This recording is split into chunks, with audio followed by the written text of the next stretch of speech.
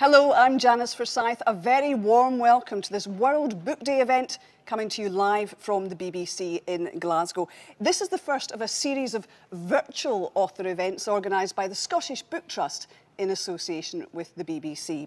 Now, if you're watching this online, you are part of a massive audience of children watching this in schools right across the UK. So a very warm welcome to you. But guess what? We've got some real live children here in the studio with us too. They're from a very special school in Glasgow, Gerskadden Primary School. Yay! Yes!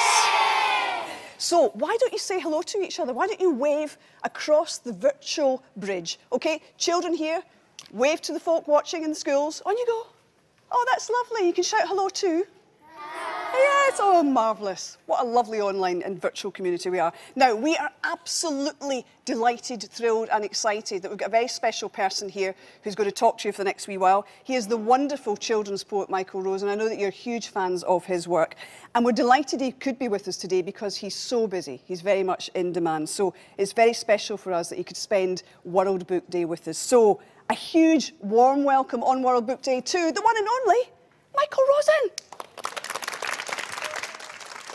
Thank you very much. That's lovely. Lovely to see you. So, look, you know my name, Michael Rosen. I'll say hello to the virtuals there. And there you go. And you waved very nicely. That was very good. Can you say the name of your school one more time? Gerskadden. I'm going to learn how to say that properly later. Yeah. So, look, I write books. You know that, don't you? I can see some of you are sitting on them, which is good. That's a good thing to do, sit on a book. That could be a slogan, actually, couldn't it? Why not sit on a book?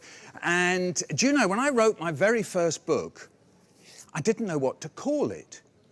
You know, I mean, you'd have thought that would be quite obvious, but do your teachers sometimes give you a piece of paper? Do you ever get that? Do they just, like, hand you a piece of paper and ask you to write on it? Do you ever have that? Yeah. And you have to write at the top the date? Yeah. I never know why you have to do that. Because, have you noticed I'm going to let you into a secret now. It's always today. Have you noticed? It's never yesterday.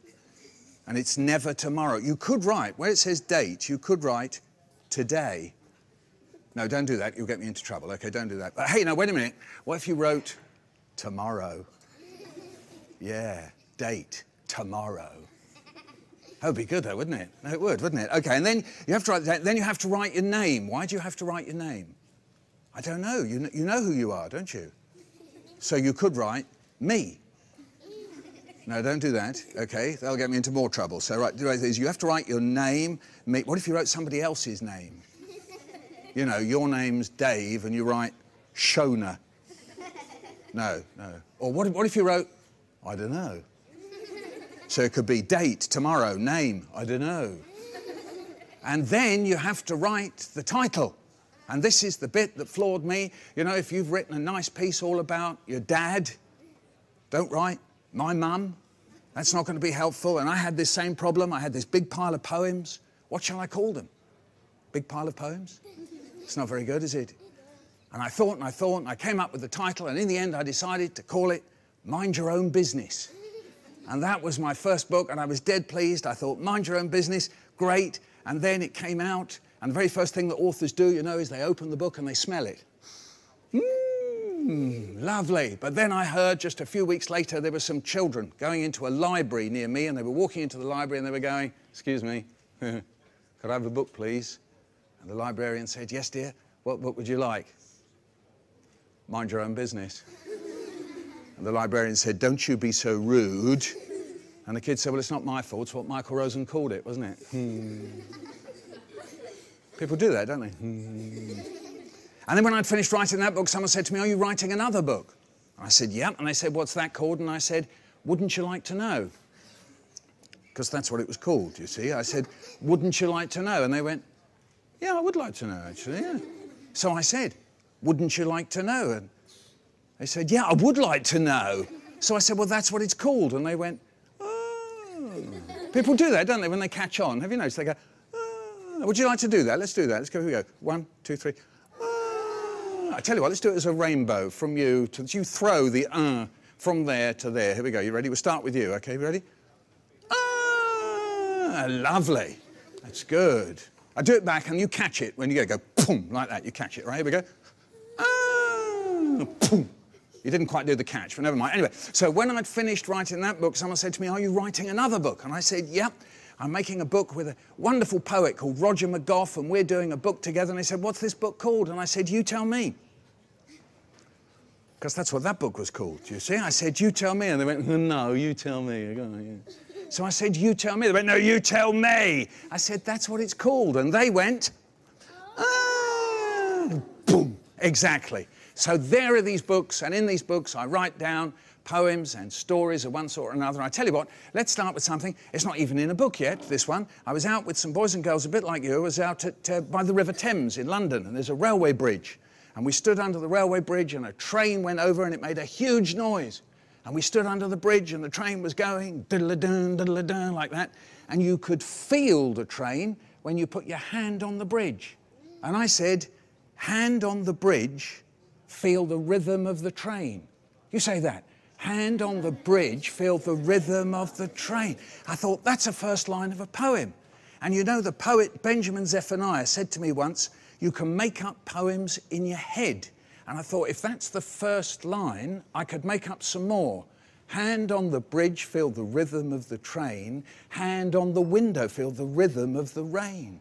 Hand on your throat, feel the rhythm of your talk. Hand on your leg, feel the rhythm of your walk. Hand in the sea, feel the rhythm of the tide. Hand on your heart, feel the rhythm inside. Hand on the rhythm, feel the rhythm of the rhyme. Hand on your life, feel the rhythm of time. Hand on your life, feel the rhythm of time. Hand on your life, feel the rhythm of time. That's right. I faded away a bit there like I was dying, but maybe I'm just going away into the distance or something. Do you think you could learn that? Yeah, of course you could. Yeah. I'll teach it to you line by line, and then we'll all say it together. All right? So we know the first line, so it goes, and you could do the gesture. Hand on the bridge, feel the rhythm of the train. Hand on the window, feel the rhythm of the rain. Hand on your throat, feel the rhythm of your talk. Hand on your leg, feel the rhythm of your walk. Hand in the sea, feel the rhythm of the tide. Hand on your heart, feel the rhythm inside. Hand on the rhythm, feel the rhythm of the rhyme. Hand on your life, feel the rhythm of time.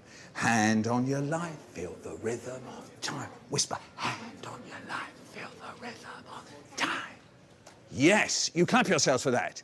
You were good. I thought I had to teach it to you, line by line, and you just did it. And that's what Benjamin said. If you make up a poem in your head, you can learn it much more quickly. So thanks to Benjamin, I learnt that. I'm learning things all the time, you know. Oh, yes. Do you know, when I was very, very young, my parents studied me, you know. You know, that's what mums and dads do. Do you know the day you were born? There was someone in... You remember that, do you, the day you were born? Yeah? Yeah, no, I do as well, yeah. And I don't mean the day you were born, yeah. And do you know, there was someone in the room who was so excited.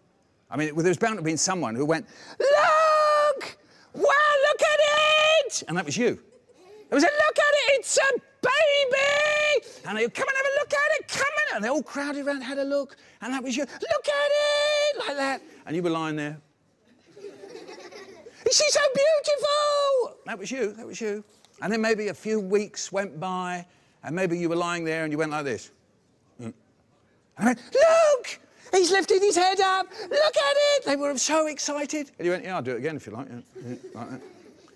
And then, look, I don't want to say anything bad or beastly, but the days, the months, the years went by, and there you are now. And do you know, your parents aren't exactly as excited as they were that day with everything you do. You know, you get in from school and you got your bag and you go, huh? And you plonk yourself down on the sofa, you get the switcher out. Huh? Don't like that. Huh? And your mum or dad isn't standing there going, look! Look what he's doing! He's using the switcher! Something changes and we don't know what. And I noticed that about my parents. So instead of them studying me, I started studying them. And I started finding out some things, and the very first thing I found out was my dad does not know everything. Because when I was very young, I thought my dad knows everything. Oh, yeah, I'd be walking out with my dad, and we'd see a bus go by. And I'd say, Dad, what's that? And he'd go, son, that's a bus. And I thought, wow, my dad knows everything. Hang on a minute, Dad, you said that's a bus, but there's some round things on the bottom, and they're going round. What are they? And my dad said, son, those are wheels. And I thought, wow, my dad knows everything. Hang on a minute, Dad, you said those are wheels, but how many are there? And my dad said, son, there are 4. And I thought, wow, knows. But then came a terrible day when I found out that my dad does not. How did I find out? I'll tell you how. It's because one day we were sitting down to eat, and it went like this, and you can join in with this as we go. We sit down to eat, and the potatoes a bit hot, so I only put a little bit on my fork, and I blow till it's cool, just cool, into the mouth. Nice. And there's my brother, he's doing the same. You can join in. Till it's cool, just cool, into the mouth. Nice. And there's my mum, she was doing the same. Yes, I did come from that sort of a home. Here we go. Till it was cool, just cool, into the mouth. Nice. But my dad, what does he do? He stuffs a great big chunk of potato into his mouth, and that really does it. His eyes pop out. He blows, he puffs, he yells, he bobs his head up and down. He spits a potato onto the plate. And he turns to us and he goes, watch out, everybody, the potato's really hot. We knew that, didn't we? So that was the day I found out that my dad does not know everything. Exactly, what a terrible day that was. And then I went on studying them. And I found out something else. I found out that my mum and dad are different. I found out they were different in the way they told me off. Yes, so I'm in the bathroom and I'm cleaning my teeth. Upstairs, downstairs, front door. Do you do that? Oh no, it's just me, is it? Anyway, front door, upstairs, like that. And I noticed that the toothbrush was just a little bit wobbly. Oh, it's a bit wobbly. I wonder if it would bend. I don't know. Yeah. Bendy. Bendy, but yeah, it's good. Yeah, bendy, yeah, hey, I know you, bendy, I like it, yeah, bendy. Oh no, I've broken it now. I'm going to get into trouble. Oh no, I can stick it. Oh no, it's not really working. Oh no, I'm going to get into trouble. I'll make up a story. Yeah, I'll make up a story. I'll go downstairs. I'll go and say, hi, Mum. I was in the bathroom cleaning my teeth really hard, and the toothbrush broke. Yes, that's it. So I go downstairs, I go into the kitchen, and Mum's standing there, and I go, hi, Mum. I was just in the bathroom, and I was cleaning my teeth really hard, and the toothbrush broke. Yeah, that's it. And Mum looked at it, and she said, not to worry. It's just a toothbrush. Look, I can see you're worried about it. Don't worry about it. It's all right. We'll get another one tomorrow. It's no big deal. You see how she was? Endlessly forgiving. That's the way she was. But a few minutes later, my dad gets in. My dad, very cheery, walks in. Hi, everybody. Hi. We go, hi, Dad. Hi. Anything happened today? He says. We go, no. Nothing happened today, Dad. No, come on. Something must have happened. Oh, come on. Something must have happened. And my mum says, yeah, there was something funny. Michael says he went to the bathroom and he says he was cleaning his teeth so hard, the toothbrush broke. And my dad goes, you what? Cleaning your teeth so hard, the toothbrush broke? I've never heard of anybody cleaning their teeth so hard, the toothbrush broke. Michael, would you just come and tell me about it? So I go, yeah, no, it's like Mum says. Yeah, I was you know, and I noticed it was like, you know, a little bit wobbly. Wobbly? How do you mean wobbly? Well, like I'm saying, you know, and I wondered if it was, you know, just a little bit kind of bendy. What's that you're doing with your hands? No, I'm just saying, you know, I'm beginning to get the picture. Bendy, bendy, bendy. He's got it out of me. He's taken me in for questioning, and he's standing in front of me going, bendy, bendy, bendy. And then, boys and girls, he remembered it. You see, he's got the picture of it, and then he remembered it. And he remembered and remembered and remembered it, so the next time I did a bad thing, he could remind me of it. So let's say I'm in the bedroom, and I'm sitting on my brother's head for half an hour, and my dad bursts in. He goes, "What are you doing?" And I go, "I'm sitting on my brother's head for half an hour." And he says, "I can see that." And I said, "Well, if you can see it, why are you asking me then?" And then he remembers the last bad thing. So what does he say? He says, "Oh, yes, like the time you went to the bathroom. Bendy, bendy, bendy." You see how he remembers and reminds? You know what I thought my dad had? A big book full of all the bad things I'd ever done. Michael's big book of bad things. I tell you what, you say big book, you say bad things, and we'll put it together. Michael's big book of bad things. Michael's Big book of bad things. Michael's. Ah, that's a tricky one, that one. Yeah, it's not bad book, it's a big book. We'll switch it over. Michael's big book of bad things. Michael's Big book of bad things. Michael's Big book of bad things. Lovely. And do you know my dad had a favourite page in Michael's of Bad things. page 1? Because on page 1 it said, "Oh yes, like the time you threw your mother's best ring out of the window. It was her grandmother's." Well, don't look at me like that. I said it was page 1. I was only 2. When you're 2, you don't know you're doing a bad thing. I must have toddled over, seen the ring on the floor, picked it up and gone, whee! And chucked it out the window. Only it was worse than that, because we lived in a flat over a shop. So when I chucked it out the window, it landed in the... No! The street! Where it was never found again. Do you see that? See the arm? That's how you become a parent. You learn how to do that. Can you say that with me? Where it was never found. And it was worse than that, boys and girls. My mum and dad could speak another language.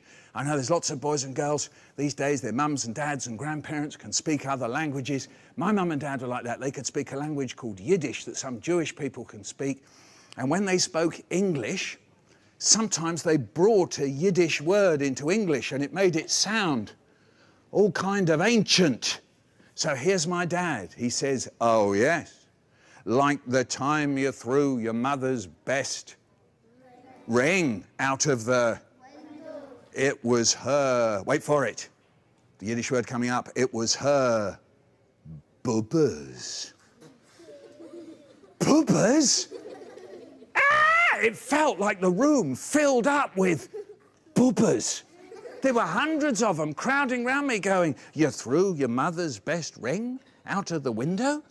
And it was her bubbas?" So what happens next time I get into trouble? Bedtime.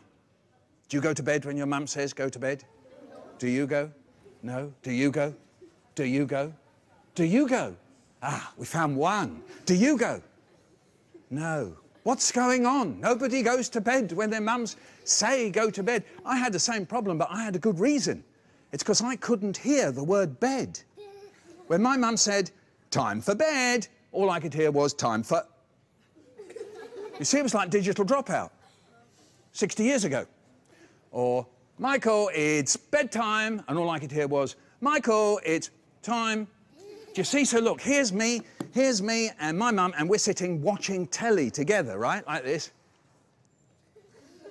I don't know why people look like that when they watch telly, do you think? And mum says, "Michael, it's time for bed," and I go, "Michael, it's bedtime." Michael, it's time for bed. And I go, all right, OK, take it easy, Mum. No need to shout, blimey. And I get up and I go round behind the sofa, yeah?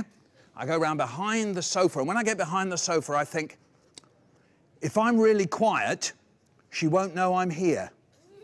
So I stop breathing. See, and I'm watching the telly, and she says, Michael, I know you're there. And I go, I'm not. And she says, what are you talking about? Standing in the middle of the room saying you're not there. You must be there to be saying you're not there. You take me for stupid? Now listen, go upstairs to bed. So I go out the room, and then when I get out the room, I think, I know what I could do now. I could do that going upstairs thing where you don't really go upstairs, but you're just stamping on the floor. And then I could come back in the room and go on watching the telly. So outside the room, I'm going, and I'm thinking, this is really brilliant. She thinks I'm going upstairs. But what I don't know is that she's coming up behind me. And I'm going, this is really brilliant. And she's standing over me going, what are you doing now? And I'm going, I'm just going upstairs, Mum. Well, no, I'm not actually. No. Go upstairs, go to the bathroom, wash your face and clean your teeth. I can't stand looking at you another minute. She means it. Upstairs, into the bathroom, shut the door, and yeah, it was time to muck about. Plug in. Taps on, flick water at the mirror. Yes, yes, yes. And there's drops of water on the mirror, and the drops start turning into drips, and there's one drip going faster than another drip, and I think it's like the horse racing on the telly. So I start doing a running commentary, and here comes Longbottom with the Longbottom, and here comes Shorty Bum, and Shorty Bum's closing on Longbottom. I hear my mum from downstairs. Michael, what's the silly noise going on up there? I went, oh, yeah, I was just looking for the flannel, Mum. And here comes Longbottom with the Longbottom, and here comes Shorty Bum. Now then, when a man shaved when I was a boy, this is how they did it. The plug goes in. You know how it goes now, don't you? Here we go. Ready? Can you do that? You have to do that bit. Here we go. 1, 2, 3. Taps on. The little brush in the water. Can you do that? Into a jar of shaving soap. I loved this shaving soap. I used to hold it up to the light, smell it, and then prod it. That's really good. It's all squidgy, isn't it? Hey, I like that, yeah. Hey, I'm drilling for oil. Hey, you can't see the hole from the outside. I could bury something in there, and no one would ever find it. What could I bury in there? I know. The top off the toothpaste. Good thinking.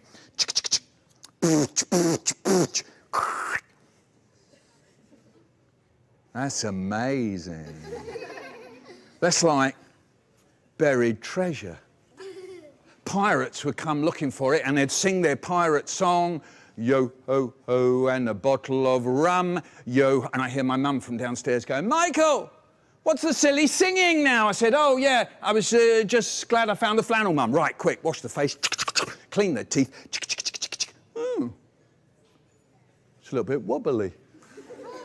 A little voice inside said, don't do it, Michael. I went, no, I like it, yeah. I wonder if it's a bit bendy. Bendy, bendy. Don't do it, Michael. No, I want to do it. Bendy, bendy. Michael, don't do it. No, I'm going to do it. Bendy. No, I better not do it, actually. Off to bed. Next day, my dad comes into the bathroom. What's he going to do? He's going to have a shave. So, it's plug in. You know how it goes. Are we ready? 1, 2, 3. Good. Taps on. Don't forget to turn them off. The little brush in the water. Into the jar.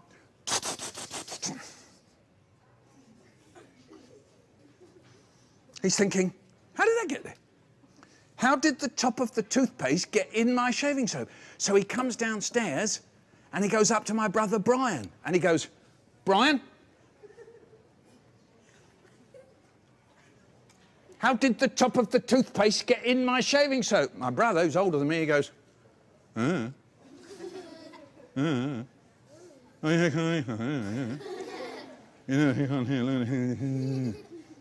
So my dad comes over to me and he goes, Michael,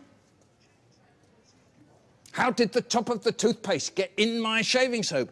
And I said, I don't know. You see the difference? When my brother said I don't know, his eyebrows were down here like this.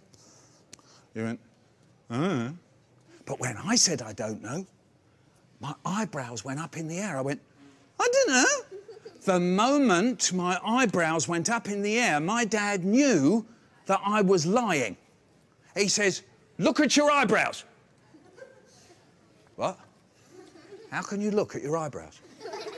Imagine if you're out shopping with your dad and you suddenly thought, I wonder what my eyebrows look like. What are you doing, son? Looking for my eyebrows, Dad. And he's saying, look at your eyebrows. I said, what's the matter with my eyebrows? He said, they've gone up in the air. That means you're lying. I said, I'm not. And he said, and another thing, your voice has gone squeaky. I said, no, it hasn't. He said, what did you think you were doing, sticking the top of the toothpaste in my shaving soap? And I said,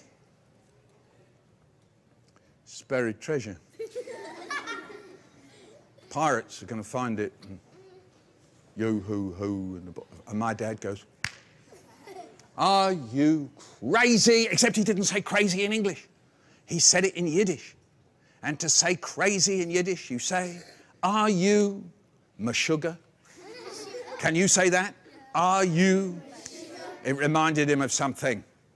Page 1 of Michael's big book of... And on page 1 it says, oh yes, like the time you threw your mother's best ring out of the window. It was her bubbas. Ah, the room filled up with... There were bubbas flying all around the room. Hundreds of them, going back hundreds of years, and they were all saying, first you threw your mother's best ring out of the window, and then you stuck the top of your father's toothpaste, stuck the toothpaste in your father's shaving soap. Oy, oy, oy, oy, oy.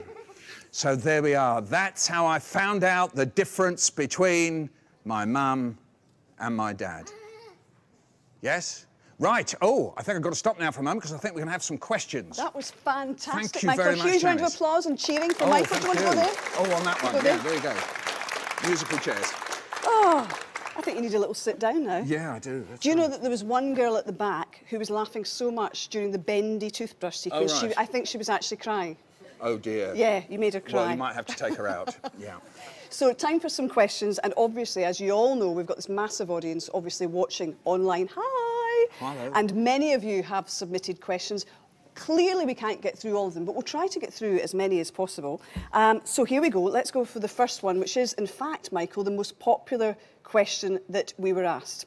And it comes from several primary schools: Lorino Primary, Stromness Primary, Glendale, Hopefield, Wellshot, Giffnut Primary P5, and Sacred Heart Primary School in Greenock. And the question that they all asked, it was the same question, was, what is your favourite piece of work that you have written?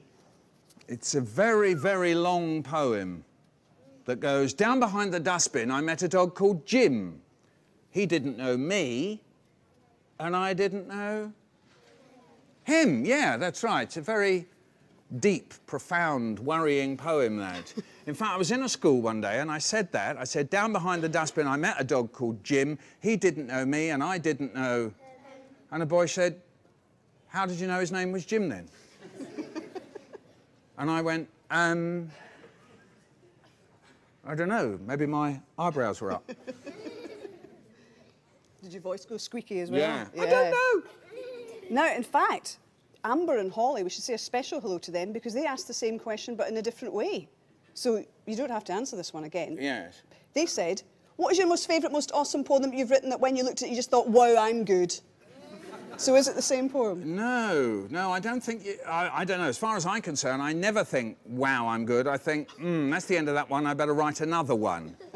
So, yeah, I mean, you're never really satisfied totally 100%, really. You just want to write something else that might be better. But good question from Amber and Holly. Amber Thank you very Holly. much. P7 Holly Karen and Amber. Primary.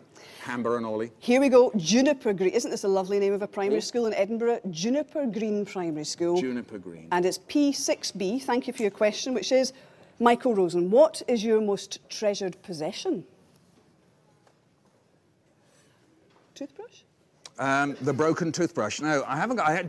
I once went to my old house just as they were Well, they were very nearly pulling it down. There were builders in there. And I'd just gone back just to see, because I hadn't been there for 30 years. And just as these builders were slamming down the walls, I saw the old light switch on the wall of our front room. And it hadn't changed in, what am I saying, 30 years? 40 years. And I said, hold it there. I want the light switch.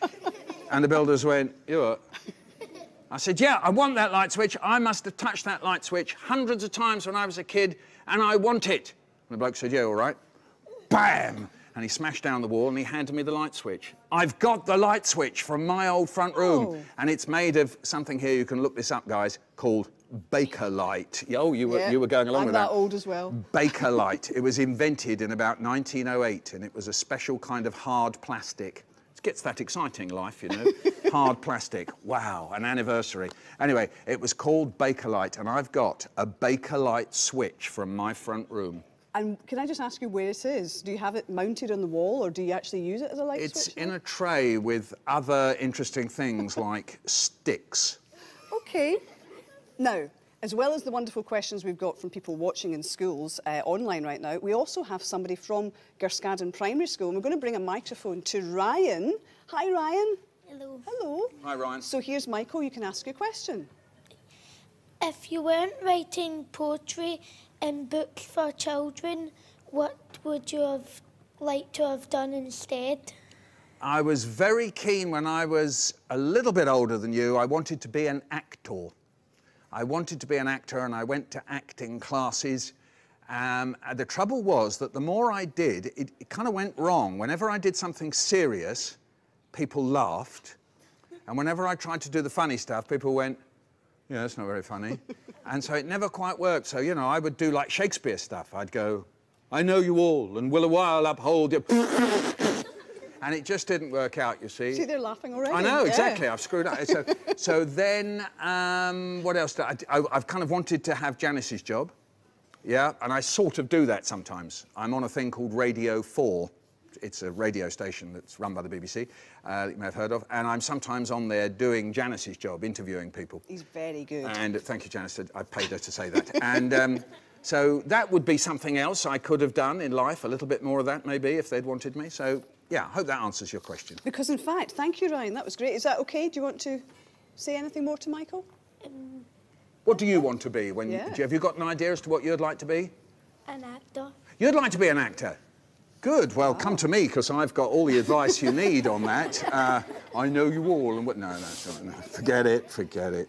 But it's interesting that Ryan should ask that question, because somebody else, Josh at Kenmore Primary School, says, what made you decide to try medical school first? Oh, the before secret's becoming an out. author? The secret's out. Yes, I've that's got a right. sore leg, Michael. When I was, yeah, I can do it. When I was 16, I thought I'd not like to be an actor, but a doctor.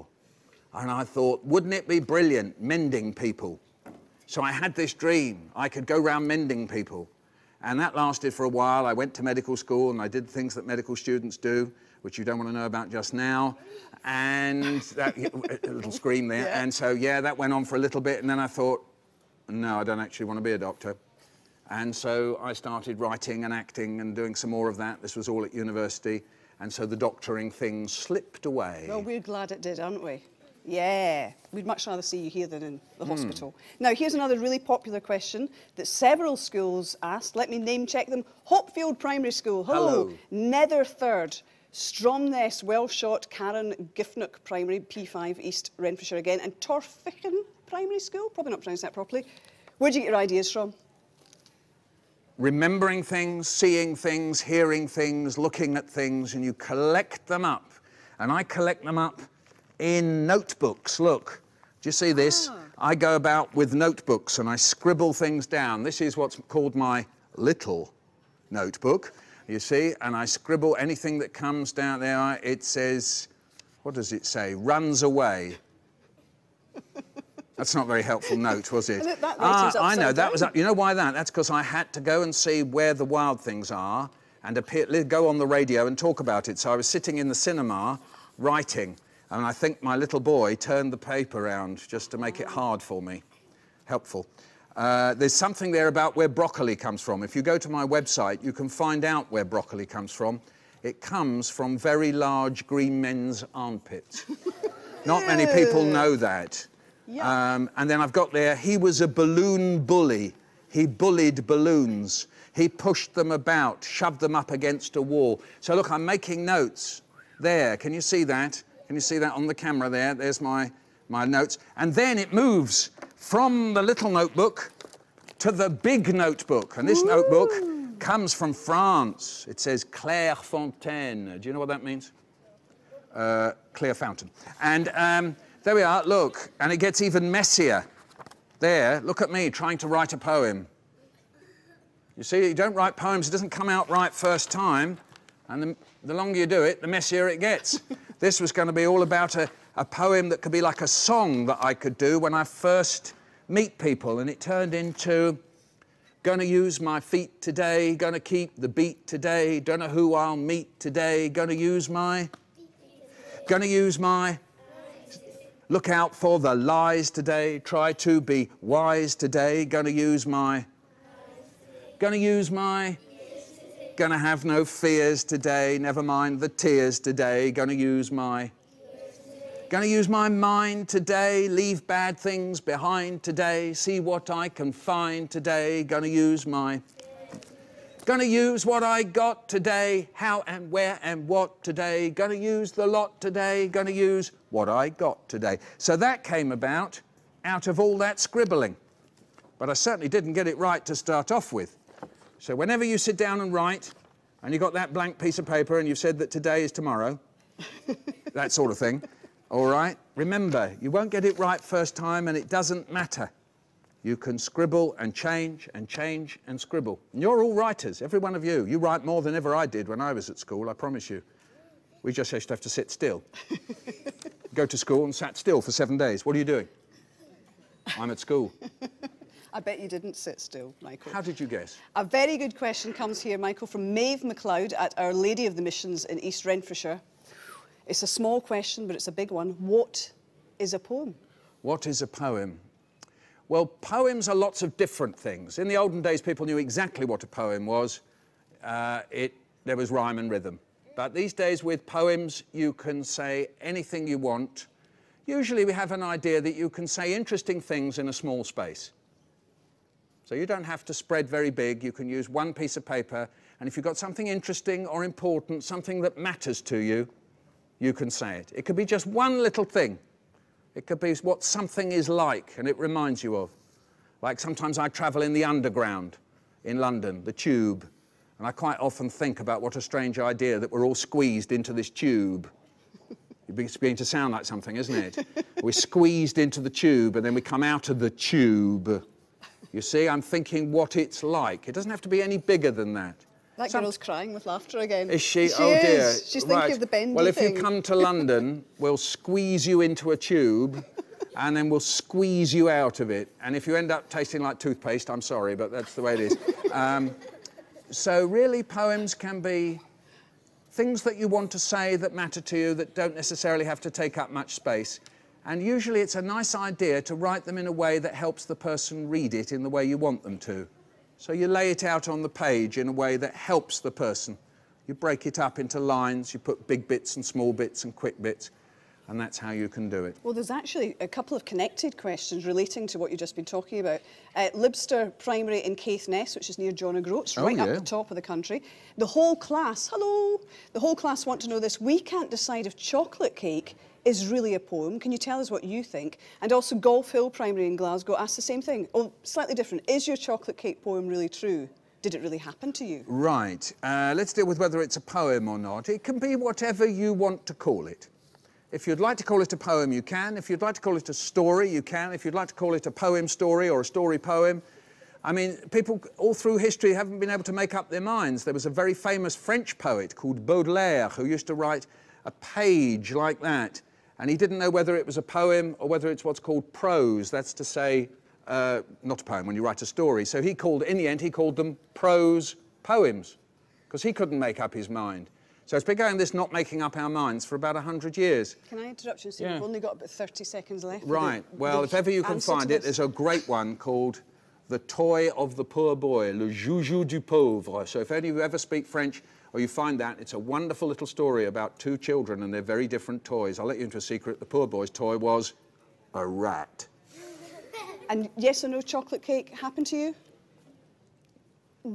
Right, OK. Eyebrows going up, squeaky voice. Michael, thank you very, very much. You've been fantastic. I wish I knew the Yiddish word for fantastic. You could call me a mensch. You're a mensch. Thank you. And so are all the people who are here today, especially the children from Gerskaden Primary, cheer, in Glasgow. Thank you very much for watching wherever you are and whichever school you are across the UK. It's been great to have you. I do hope you all enjoyed it. And just to let you know that the next of these events, the next live event, is with the creator of the Gruffalo, Julia Donaldson. Oh, wonderful. That's happening on Wednesday, the 26th of May at 10:30. For now, enjoy the rest of World Book Day from all of us here at BBC in Glasgow, and especially from Michael Rosen. Thank you very much and enjoy the rest of it. Happy reading. Happy reading, yes. Hi, bye-bye. Thank you, Gerskaden. Thank you very much. You were lovely. Thank you.